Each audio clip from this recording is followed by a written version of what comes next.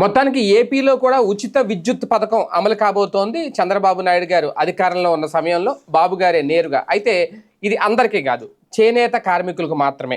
ప్రధానంగా power looms అలాగే hand looms, ఈ రెండు పరిశ్రమలకు సంబంధించి 500 యూనిట్ల వరకు పవర్ లూమ్స్కి, అలాగే హ్యాండ్ లూమ్స్కి 200 యూనిట్ల వరకు రేపు 7వ తేదీ నుంచి ఉచిత విద్యుత్ అయితే అమలు కాబోతోంది.